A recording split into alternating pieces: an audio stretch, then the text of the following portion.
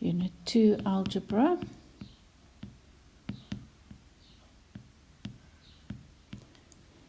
And we're doing part 1 of section 2.4, which is on algebraic fractions.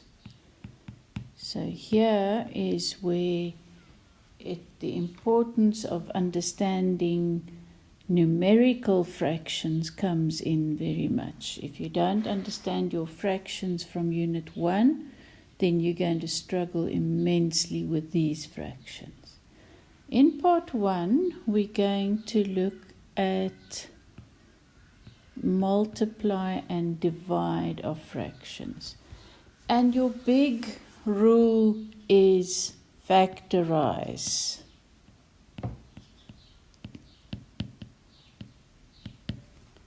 And the other rule is if you have more than one term, you can't cancel separate terms.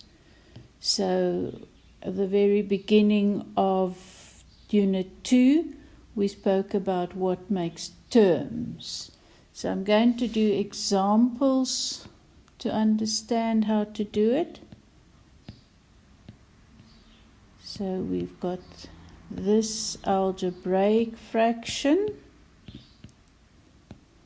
and remember now, you can't cancel the x's. You have two terms at the top and two terms at the bottom. You've got to factorize in order to turn it to one term. Remember that brackets make one term.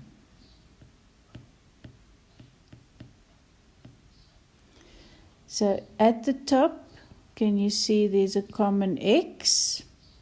Go back to our rule, x times what gives me x squared? X times x. Then follow your negative. X times what gives me 3x? That's x times 3. Look at the bottom. There, can you see I can take out a 2 and an x. So 2x times what gives me 2x squared? I need an x. Oh, it is now suddenly changed the color of my pen to white. Let's just change it back. So we need an x here. 2x times what gives me 2x? Times 1, but it's a negative, so negative 1. Right, so look at it again. If my two brackets had been exactly the same, I could have cancelled the brackets, but they are not, and I cannot cancel parts of them. However, the x in front of my bracket is multiplying, so I can cancel that. Say x goes into itself once. The x down here is multiplying, so I can say x goes into itself once. So you don't interfere with the pluses and minuses. Notice another thing. Now at the top I can remove my bracket. At the bottom I still need a bracket because the 2 is multiplied by both the x and the minus 1. But the reason why we can now drop the top bracket is that this line acts as a bracket. Always remember that line acts as a bracket. Right, look at this one. What can we do here?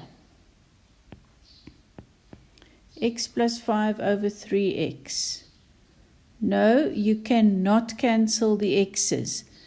At the top, it's x plus 5. You cannot cancel around a plus or a minus. So this one, you can't do any more. You can't reduce. This is the answer.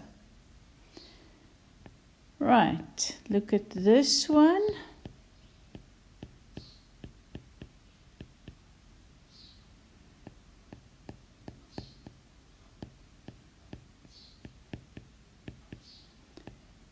So there are two brackets that are exactly the same. We're not cancelling around the plus sign, we're cancelling the whole bracket. Now again, because this line acts as a bracket, I don't need the separate brackets anymore, and that is my final answer. Last one, let's do a divide by 2 over x minus 2, divide by 4 over x plus 1, x minus 2. Here again, your same rule as in numbers. You keep the first one, turn the divide into a multiply, and find the reciprocal of the one that was after the divide. Now we can cancel any top with any bottom. So the whole of the x minus 2 bracket, not the separate ones, the whole x minus 2 can cancel. But then 2 can divide into itself once, and it can divide into 4 2 times. Right, what's my rule? Now I'm doing multiply. Now my rule says top times top over bottom times bottom. So 1 times x plus 1 remains x plus 1. I don't need an extra bracket anymore. 1 times 2 is 2. That is my final answer. Right, and again, yes, notice that the brackets are not needed. However, if you did keep your bracket, it would not be wrong. So if you're not sure and you want to keep it, that's fine.